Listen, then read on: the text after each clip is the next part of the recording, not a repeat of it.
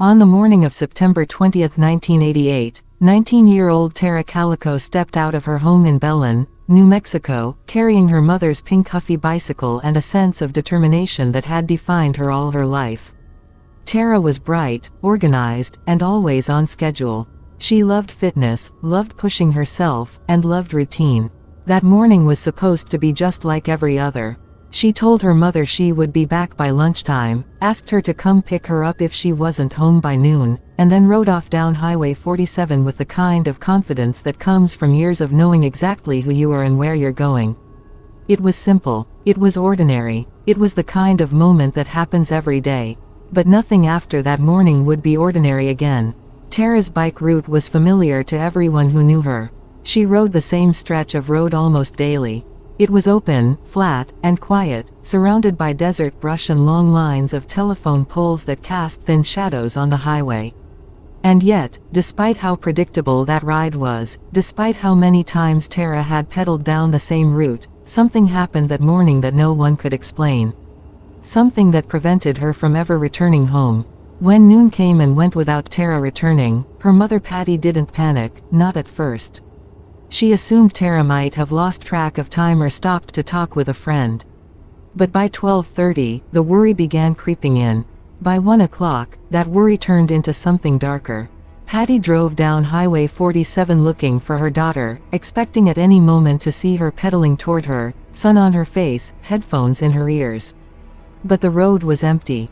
The desert was silent. And Tara was nowhere. As hours passed, the quiet fear swelling inside Tara's family became something unmistakable, something loud and cold and undeniable. Tara was missing. Truly missing. Not late. Not distracted. Not delayed. Gone. Police were contacted immediately, but the first response was slow, almost dismissive. Tara was a responsible young woman, but she was also 19. Legally an adult. And when adults disappeared in the 1980s, it was often assumed they left voluntarily unless there was clear evidence of foul play. But Tara's family insisted, this wasn't voluntary. This wasn't a runaway situation. This wasn't normal. Something had happened. Something wrong. And the clock was ticking. As the search grew, more of Tara's routine came into focus. She often brought her Walkman and listened to a cassette tape while riding. She always carried her mother's bike carefully, treated it almost like her own. And that morning, she had a full day planned, classes, boyfriend, tasks to do, a structured life waiting for her. The idea that she would just abandon everything was unthinkable. By late afternoon, search teams canvassed the roadside. That's when they found the first sign that Tara's morning had gone terribly wrong. Small pieces of her broken Walkman were scattered along the shoulder of the highway, as if tossed out during some kind of struggle. A cassette tape was cracked in half. The device had clearly been smashed, not dropped. To Patty, that moment confirmed her worst fear. Tara had tried to leave a trail. She had tried to signal for help. She had tried to let someone, anyone, know that she was in danger. But only the desert had heard her. Over the next few days, witnesses came forward. Several people reported seeing a light-colored pickup truck driving behind Tara, closely and aggressively, almost shadowing her movements. But no one identified the driver. No one stopped the vehicle. No one intervened. One witness described the truck as having a camper shell. Another mentioned 2 men inside. But none of these accounts led to anything concrete. Days turned into weeks, and weeks into months. Tara had vanished without leaving a trace. No body, no bike, no clothing, no footprints. Just broken pieces of a Walkman. And a mother's belief that something sinister had swallowed her daughter whole. But then, almost a year later, something happened. Something so disturbing, so unbelievable, that the entire country turned its attention toward New Mexico. It wasn't a sighting. It wasn't a confession. It wasn't evidence found in the desert. It was a photograph, one that appeared in the most unexpected place. On June 15, 1989, in a parking lot outside a convenience store in Port St. Joe, Florida, nearly 1,600 miles away, a woman found a Polaroid photograph lying on the ground. She picked it up, expecting something ordinary, something trivial. Instead, she froze. The Polaroid showed a teenage girl and a young boy lying in the back of a van. Both were bound. Both were gagged with black tape. Both looked terrified. The girl's eyes were wide, filled with the kind of fear you can feel without hearing a single scream. And the boy beside her looked no older than 10. Within hours, the photo made national news. Within days, Tara's mother saw it, and her heart nearly stopped. The girl in the photograph had long brown hair, an athletic build, and facial features that matched Tara's. Even more startling, the girl's leg showed a scar, one that looked exactly like a scar Tara had received years earlier in a car accident. The resemblance was uncanny, terrifying, overwhelming. Was Tara alive? Was she being held captive somewhere? Was this photograph a message? A clue? A mistake? Or the truth that no one wanted to believe? The FBI got involved immediately. Photographic experts analyzed the image. Scotland Yard examined it. The Los Alamos National Laboratory studied it. Some analysts said the girl was almost certainly Tara. Others said they couldn't be sure. A few believed the image might not be her at all. But Patty, Tara's mother, remained firm in her belief. She said the girl's eyes, her hairline, her scar, everything about her, was Tara. She felt it deep in her soul. The young boy in the picture was later speculated to be Michael Henley, a 9-year-old who had gone missing while hunting with his father in New Mexico. For months, people believed Tara and Michael might have been kidnapped together. But that idea shattered when Michael's remains were found in the Zuni Mountains not long after. He had died of exposure not far from where he disappeared. So the boy in the Polaroid was someone else, a mystery within a mystery.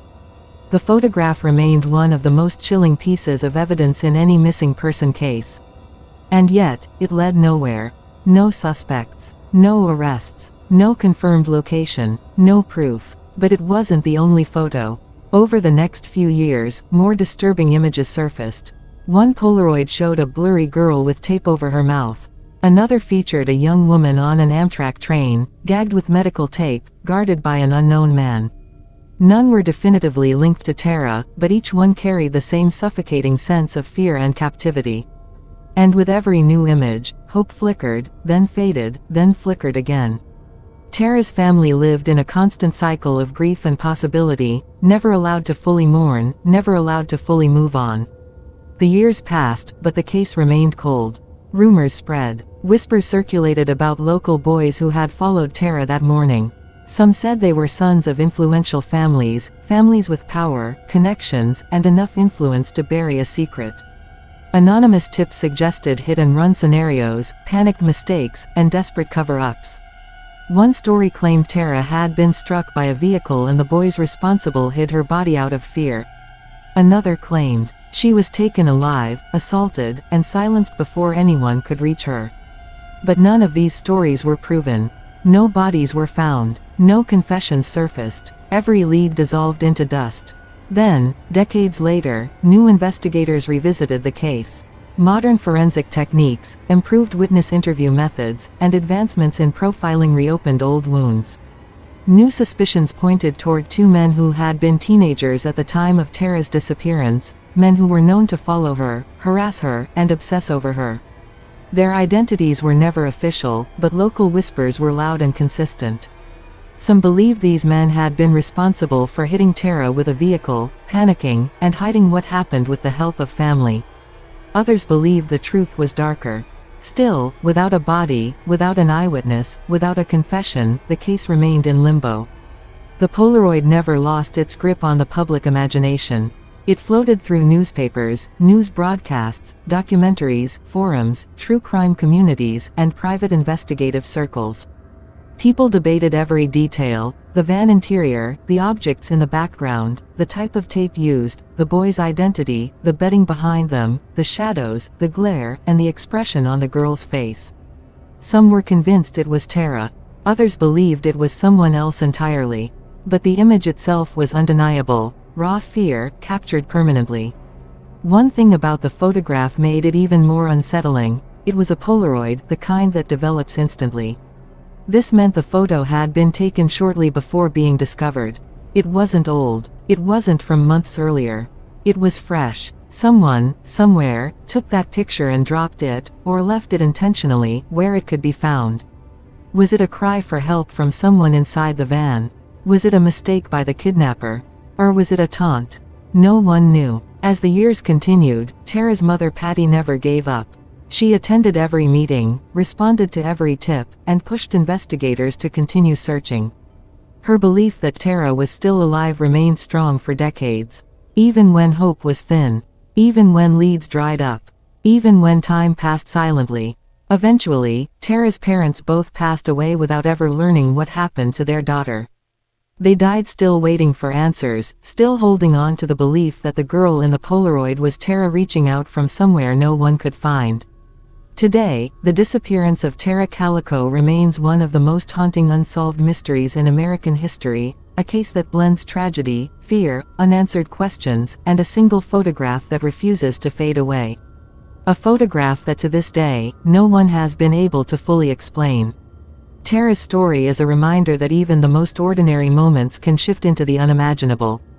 A morning bike ride, a familiar road, a promise to be home by lunchtime, and then, a vanishing, a silence, and a Polaroid that appeared hundreds of miles away, showing two children bound and terrified, trapped in a nightmare no one could understand. Maybe one day, the truth will surface. Maybe someone who knows something will finally talk. Maybe a clue buried in the desert will be found. Or maybe Tara's fate will remain frozen in time, forever marked by that unsettling photograph. Until then, her story continues to echo across decades, whispered in true crime circles, studied by investigators, and carried by those who believe answers still exist somewhere out there. Her disappearance is not just a case file. It's a shadow that stretches across generations. A reminder that even in broad daylight, on a familiar road, life can change in an instant. And so we tell her story again, not because the ending is known, but because it isn't. Not because the picture gives clarity, but because it doesn't. And not because the case is closed, but because it isn't. If you want more deep, detailed true crime mysteries like this, stay with us, stay curious, and remember, every unsolved case deserves a voice, and every missing person deserves to be found, no matter how many years have passed.